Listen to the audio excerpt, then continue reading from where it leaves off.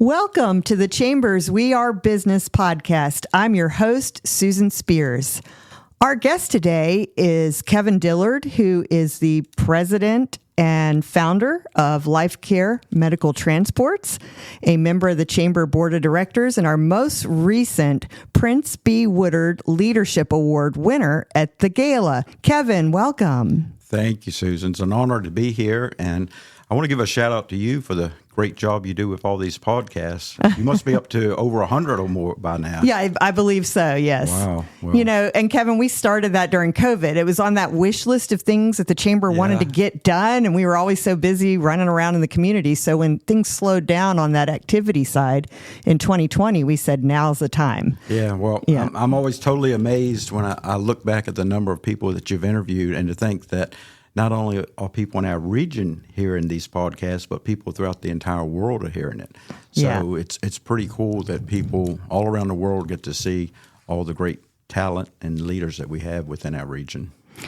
I agree with you. There's so much happening here, and we're kind of a unknown area in some ways. And I think as it unfolds to others in the world, as they get to know about all the great treasures here, right? Oh yeah, absolutely. Sometimes we're overshadowed by DC to our north and Richmond to our south, but these podcasts help bring us out.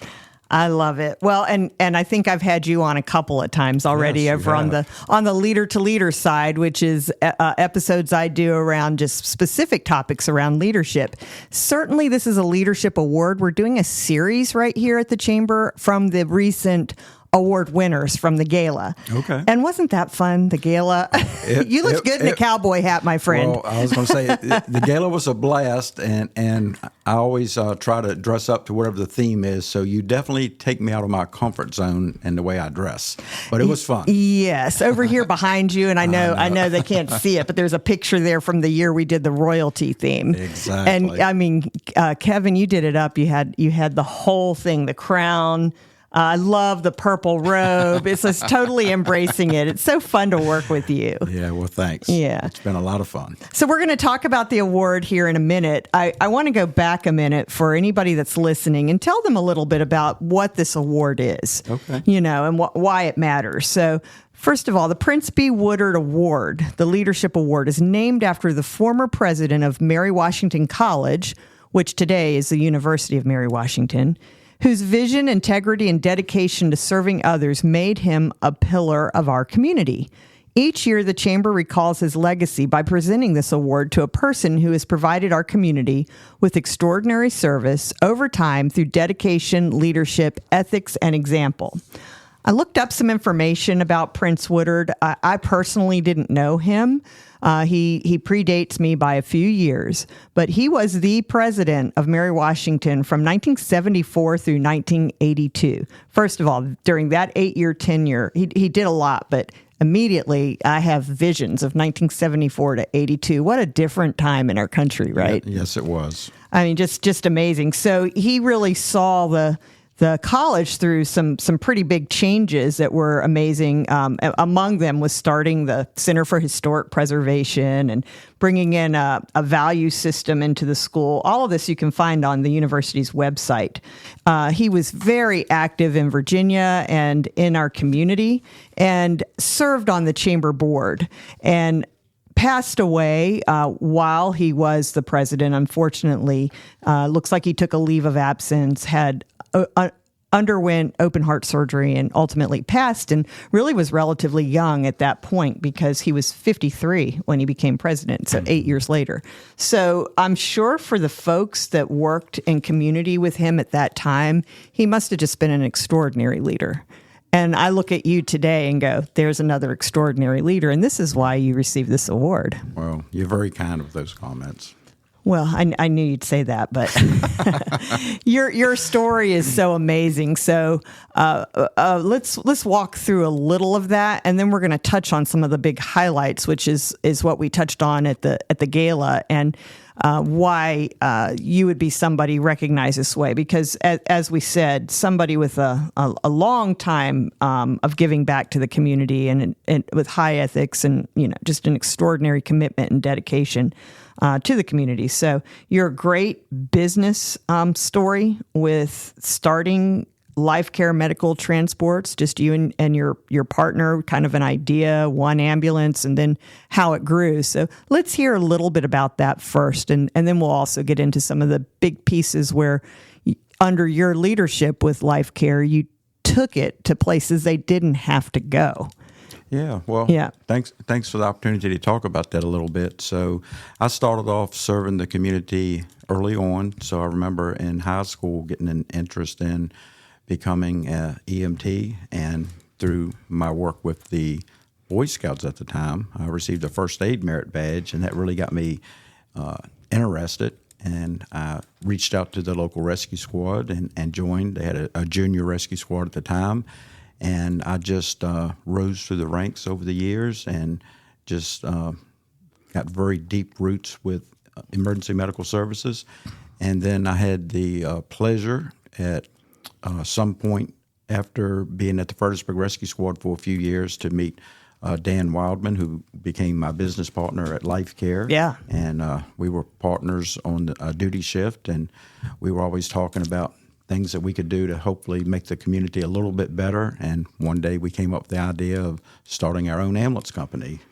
And we put a lot of work into that business plan. You know, we wrote a 5-year plan, and we wanted to one day have 5 ambulances in this area. And as you know, that plan didn't work out, but it didn't work out to the good because we ended up with over 100 ambulances throughout Virginia.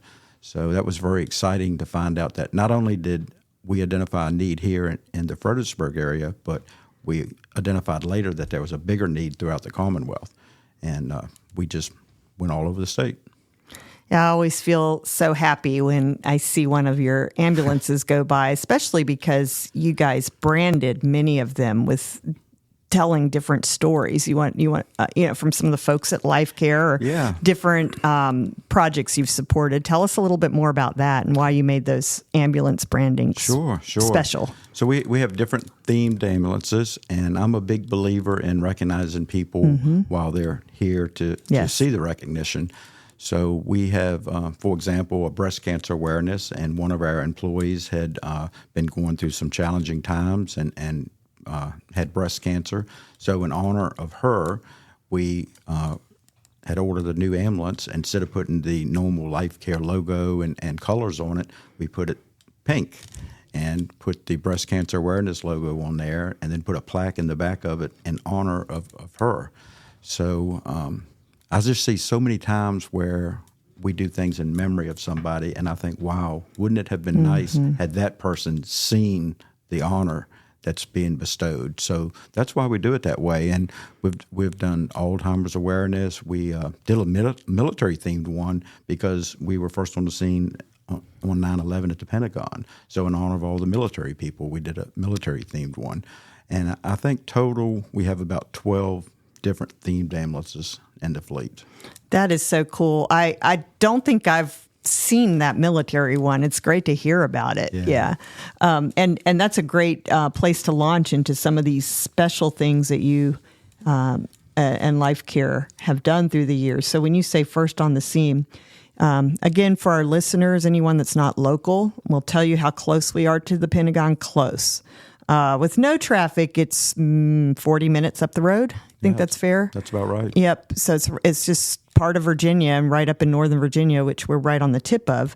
I'm sure it took longer than that possibly that day because it was such chaos. But here you are, a local medical transport ambulance company, but you saw we're not sure what's happening because it's the day of. That's right. It's the day of, and it was just utter chaos, especially for everyone in our country and across the world, but us that live right beside, just like our friends in New York City. When you live right by it, it's got a different feeling. It does. And instead of continuing to watch it and just do your daily business here in the Fredericksburg region, you guys did what? Well, on that day, and most of us can remember where we were and what we were doing that day, but we had an EMT and a paramedic that had picked up a pediatric patient from the area and had transported that patient up to Washington, D.C. to a hospital. And after they had delivered that patient, they were on the way back to Fredericksburg, and they actually witnessed the jet clip the poles Oh, my and hit the goodness. Pentagon. So that's how we ended up being first on the scene, because they witnessed it. And I bet they thought, I'm imagining what I'm seeing. Not to interrupt, No, but I mean, no. can you imagine? I mean, just actually witnessing. Okay, carry on with your story. So, like you said, it's a different impact Yeah. on us because we're so close to it. So the whole time that we're up there helping for the next few days, the impact to us is tremendous because many people had family that worked at the Pentagon, Of course. neighbors, Yes. friends. So that made it really tough. But that ambulance crew called in and told our dispatcher what they had witnessed, and our dispatcher called me to let me know what had happened. And I'd already been watching on TV what had happened up in New York City.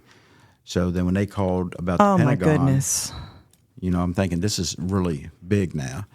So normally when you have a big event, you don't self-dispatch ambulances. But in this situation, it's unique and different, and we did. So I contacted our dispatcher and said, take every ambulance we have in the state that does not have a patient on board and start heading towards the Pentagon. And that's what we did. So later, maybe an hour or two later, we used LifeCare as a staging area for the Commonwealth of Virginia. So ambulances from all over Virginia came to the Fredericksburg region and staged here. So Virginia Beach and Southwest Virginia and just all over the Commonwealth. They were lined up and down the road. And then as they needed more help up at the Pentagon, the Arlington dispatcher would call us and say, send me 10 more ambulances or send me 15 more ambulances. And they all would leave from our office in Stafford and go up there. So many stories that people just don't know about. That's right. That are always involved behind the scenes of these big things that make the news. Yeah, absolutely. And like I mentioned earlier, a lot of us had family and friends that worked there. So when our first crews arrived, after they'd been up there a good 12 hours, just steady working, we sent up some additional people so they could rotate out. And they refused to rotate out because we still had people that we were looking for. And, they didn't know at the time if their family or their friends were still in there. So that's the level of commitment that our people had. Yeah, that was a huge recovery effort. It was. Overshadowed somewhat because New York was so much bigger in numbers, but every bit the same feeling. And I remember riding up there as just a little civilian person that wasn't involved with helping, but felt like it was my duty to go see it because I'm so close. And that I've never seen anything like it. Right. Seeing the building blacked out like that, and then all the spectacle all around it of just everybody trying to pay respects at the same time as the recovery going on. Absolutely. And you're right there in the middle of it.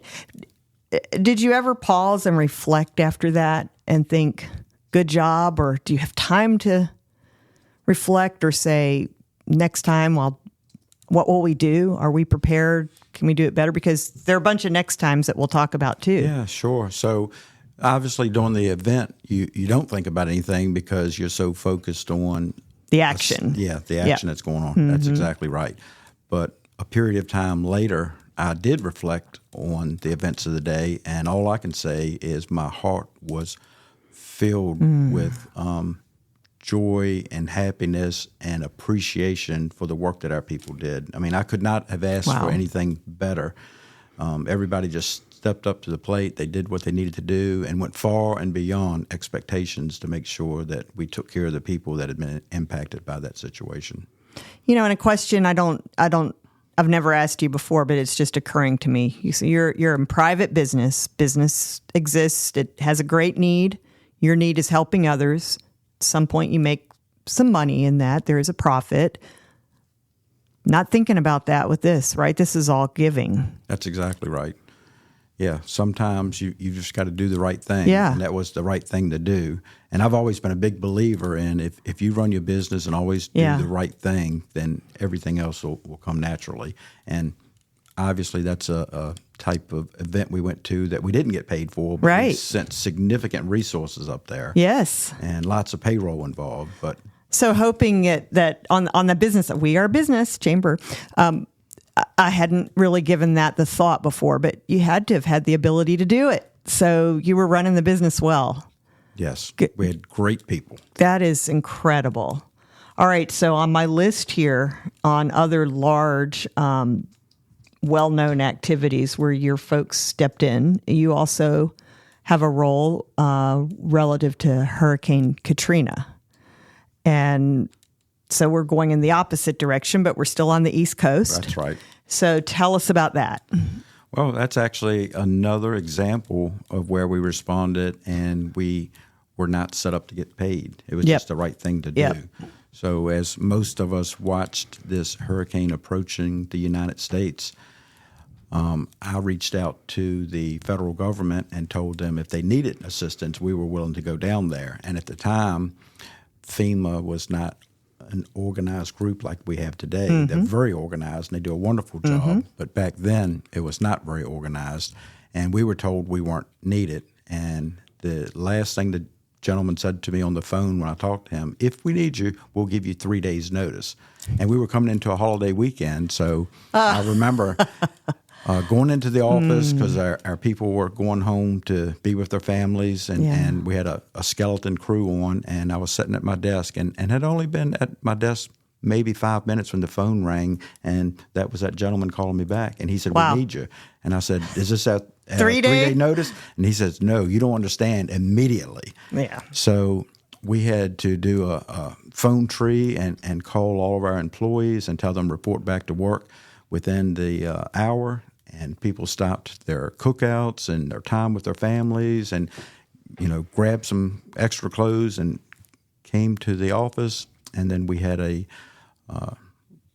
several vehicles, a convoy of vehicles, I'd say, that left the office, lights and siren, to start heading towards New Orleans. And once again, I'm always so proud of our community because our community always steps up and is so supportive about everything. But the local police departments escorted us out of the area. Oh, my. And we stopped by Mary Washington Hospital and went to the emergency department, and they just filled up the back of the ambulances with extra IV supplies and medical supplies.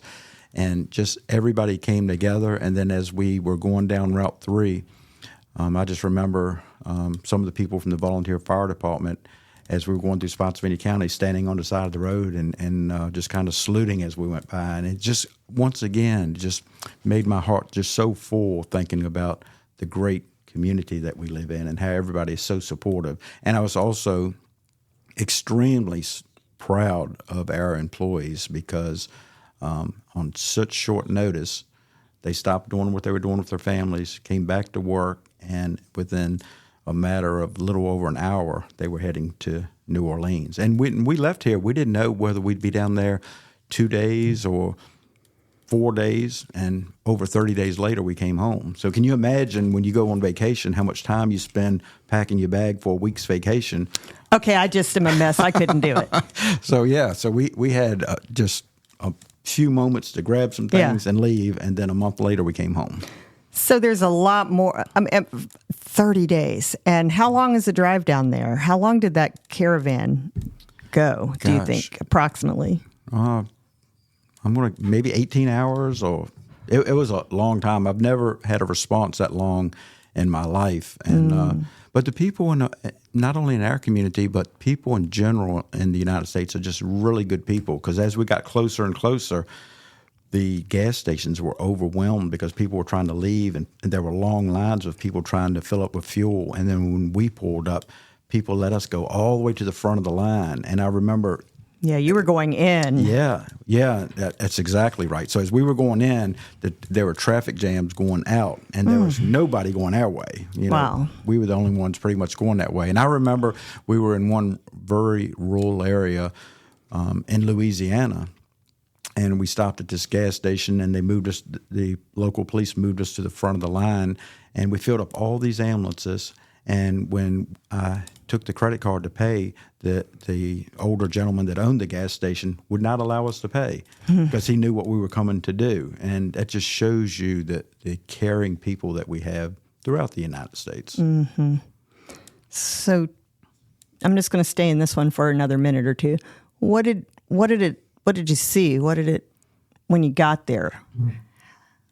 Walk us through that feeling and that situation? Well, it's interesting that you asked that question because we are trained very specifically how we handle people and we treat people with dignity and respect in their time of need.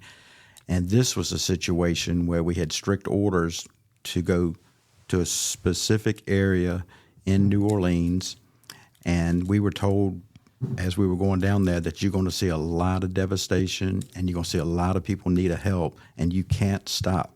And that was so hard for us because as we were going down there, we did see huge amounts of devastation, and we saw people that were begging for help. Waving at you. Yes, exactly. Oh, my goodness. And that's something we're not used to do, is to keep going like that. We're used to you stop and you help. But we had a mission, and we were needed in a certain area of the state. Mm-hmm. And so we had to drive by those people, and that was really, really tough.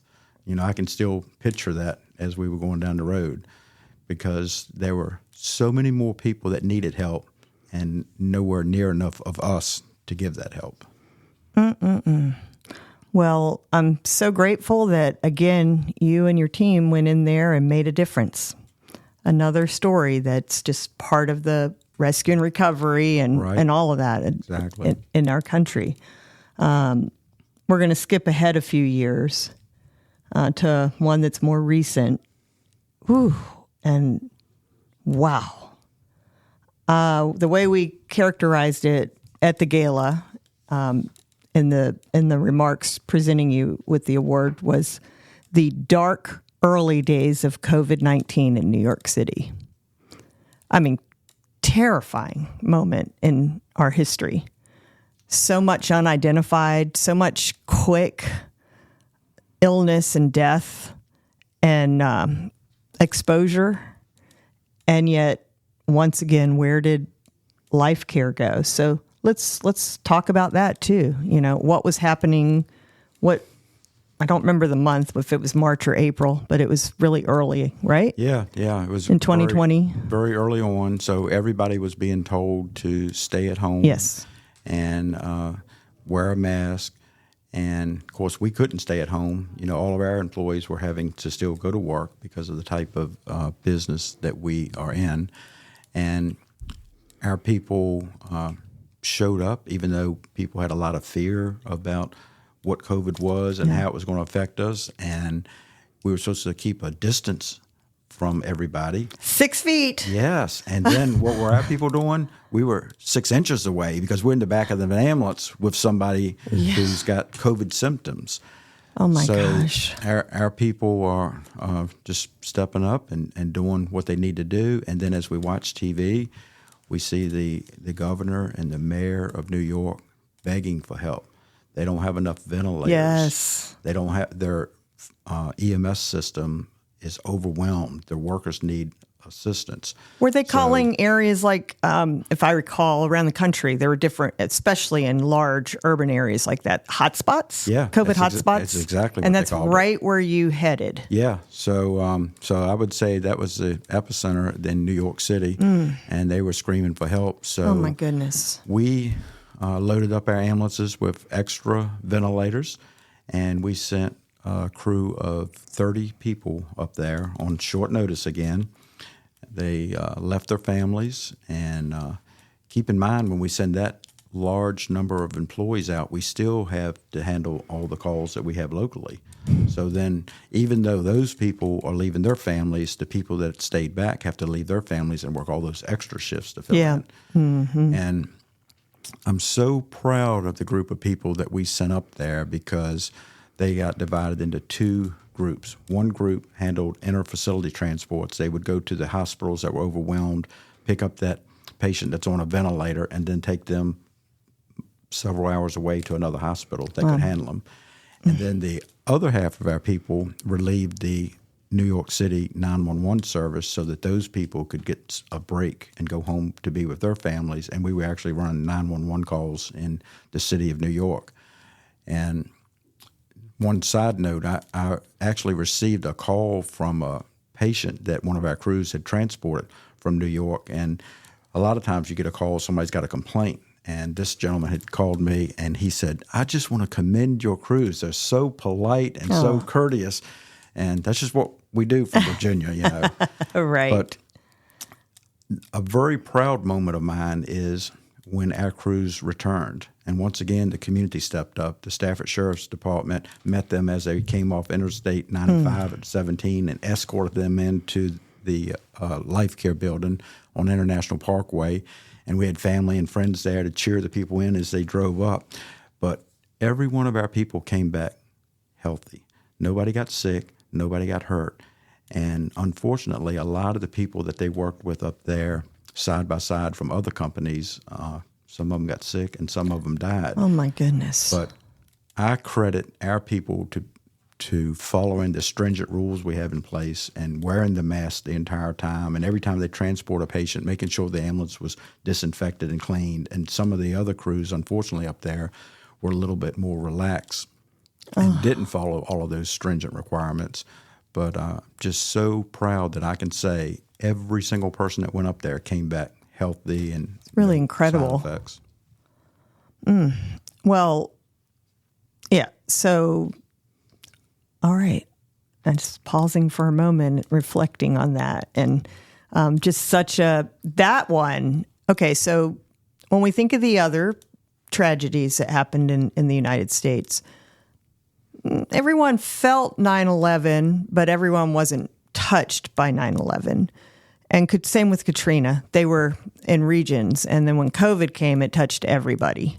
And so a lot of us were in fear and so forth. And there was so much unknown. So the amount of heart that you've had for that desire to make a difference and help, no matter how scary, it's just incredible. And I it's just incredible. I can't say enough. And so that'll make me come full circle to today, the last couple of years. Now, I fuss at you sometimes for this because I worry about you.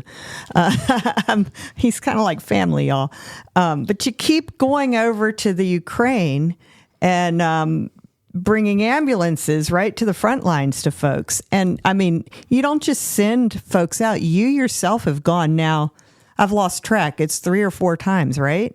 Yeah, so I'll be leaving Tuesday of next week for my 5th trip back over there. Your 5th trip. So I had the 4th right. Okay. So let's just go back a little and share how you got started on that and why you do that too, and walk us into it too. So because the stories of particularly that first trip when you came back and talked about being right there and really such harm's way and what you saw there from the folks in Ukraine. Sure. Well, when the war first started, a gentleman in Chicago by the name of Chris Manson was watching TV with his young daughter, and she was asking him what they could do to help out. And he came up with the idea that he was going to get one ambulance over there, which is how I got involved. So a person that served on the volunteer fire department with me was the brother of Chris Manson, and he connected the two of us. And Chris told me about he was trying to get an ambulance over there, but he didn't have any supplies for the ambulance. So we got supplies together from LifeCare, shipped them to Chicago. He put it on the ambulance, and that ambulance was sent to Ukraine. It went over on a jet, and I thought that would be the end of it. And once that ambulance got over there, we found out the need was so much greater. And they needed so much more assistance, more medical supplies, more vehicles. So Chris led the effort to start asking for donations of ambulances, and we donated 3 ambulances from LifeCare. And we made arrangements to get those ambulances. People always ask, well, how do you get ambulances into Ukraine? So we took the ambulances up to Baltimore, and then they're put on a container ship. And it takes a couple weeks to go across the Atlantic Ocean to Hamburg, Germany. And then the Germans put the vehicles on a tractor trailer and they truck them into Poland. And then a group of people go over and take them from Poland and drive across the border into Ukraine. So once again, I thought my service ended with the donation of the 3 ambulances. But I received a call from Chris, and he said, why don't you go with us to help us deliver these ambulances? And I had never even considered doing that. And I immediately said yes, because in my mind, over in that part of Europe, Eastern Europe, I had always envisioned a lot of corruption, and I was wondering if we're donating all this equipment and vehicles, is it truly going over there and being used as we intend it to be used? So that was the main reason I went on that first trip, because I just wanted to see if keep an eye on it. Yeah, I wanted to see if it was being used as intended. So when I got over there, wow. Yes, it was getting used as intended. And yes, the people were very appreciative and still are very appreciative. And the need is just so great. But when we drove across that border between Poland and Ukraine, I tell the story of it's wintertime, it's nighttime, it's snowing.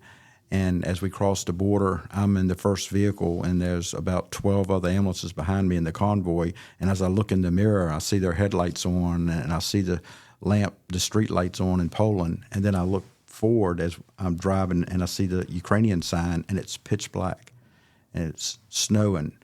And that's because the infrastructure had been knocked out by the Russians, and the people over there were doing the best they could do to survive. They didn't have electricity, and they were, burning fires to stay warm.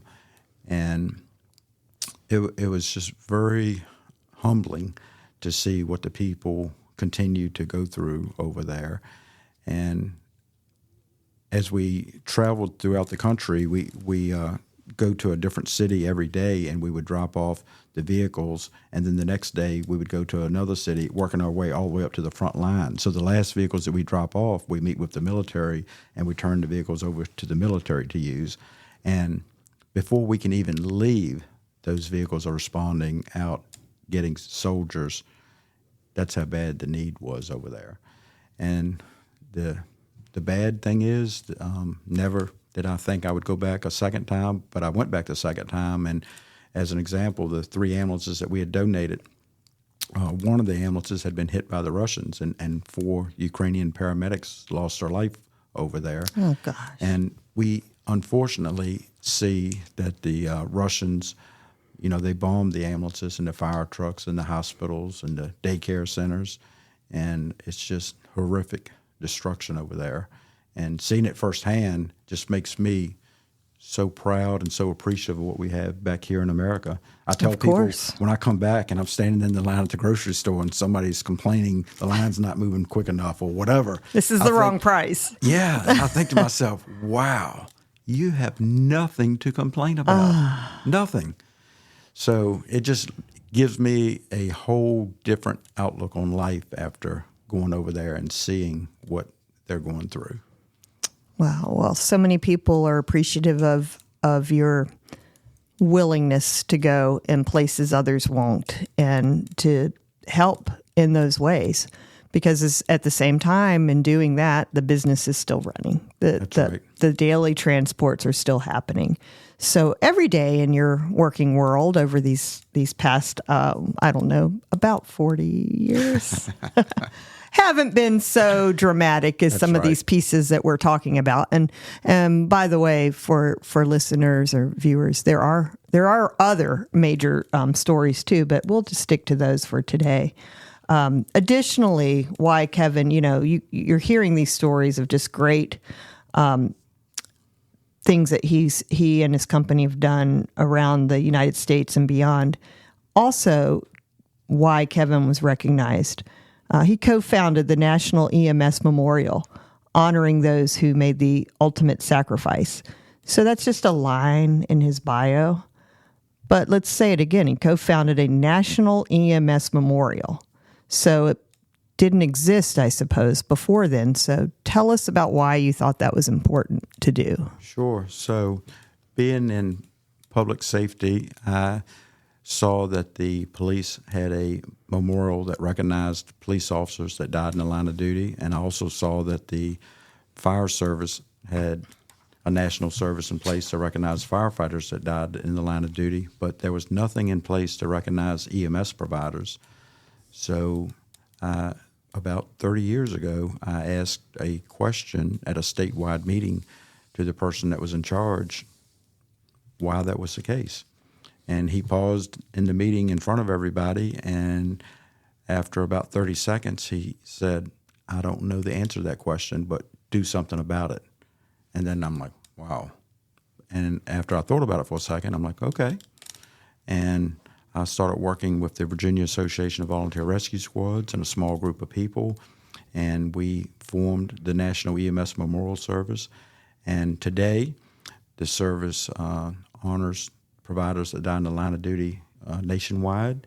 And unfortunately, we average about 30 providers a year that are recognized, other than during 9/11 or COVID, there was much higher numbers. Yes. But on an average year, that's what we'll recognize. And it's making a difference in the families of the loved ones, that people that lost loved ones, because the families are very appreciative that their EMT or paramedic, their son, their daughter, their husband, their wife is being recognized and honored like that. So we hold the service in Northern Virginia in the Arlington area every year. So this year's service will be in July. So it's open to the public. So I encourage people to go and see how this thought that was a seed grew into a national event that'll go on forever. Yeah, that's just great. The list is lengthy of other things that you've been involved with here in the region and across Virginia. It's just always ends up in a leadership role too. And you're such a humble leader, quiet leader, but yet you get pushed right to the front every time. It's that service orientation. I think you're a servant leader. Yeah, well, I appreciate that. I look at service is very important to me, and sometimes when the need is out there, it's not convenient, and sometimes it's even dangerous. But it's you think? But it's the right thing to do when people have a need. I like to be there, and that's what impresses me most about humanity is the people that do come together and help out people in time of need. And I'm just glad I can help in some small way to contribute to that. I think you must come by it. It's in your genes, because I know your parents who are in their 90s, and they've been volunteering at the hospital and probably ways I don't know. They were big time volunteers at LifeCare for many years too. Right. They're very active. So we've got a lot of years still with you, but I do think if there's anything you'd like to add on that example of your parents and how it's influenced you. Yeah, well, my parents definitely have influenced me to service to the community and the importance of helping others. And I'm very proud of the fact that even though they're in their 90s, they're volunteering weekly at Mary Washington Hospital. And you do not schedule anything on the day they're supposed to volunteer, because that's their priority. Yeah. And they're very proud of the fact that they volunteer, and they feel good every day when they come home knowing that they've helped others. And I chuckle sometimes, because sometimes they'll be pushing somebody out in a wheelchair, and the people will find out how old our parents are, and they're like, we should probably be pushing you. You're not pushing us. But they take pride in that they stay active and they're healthy, and we're just very blessed that they're able to continue doing that. It's just great. So, Kevin, we'll just take a second and go back to the beginning before we wind up on the Prince B. Woodard Award. So it's named after Prince Woodard, whose vision, integrity, and dedication to serving others made him a pillar of our community. And we give this award out to someone for extraordinary service over time through dedication, leadership, ethics, and example. It's you. Well, thank you. I honestly never, ever thought I would receive that award, and to get that award at this year's gala, it was such an honor. Number one, to get an award named after Prince Woodard, such a visionary leader. And then number two, when I sit back and reflect and look at each year who has received this award, all tremendous, great leaders in our community, all people that I look up to and admire, and to think that I'm included in that group now is just humbling. Yeah. Well, you inspire us all.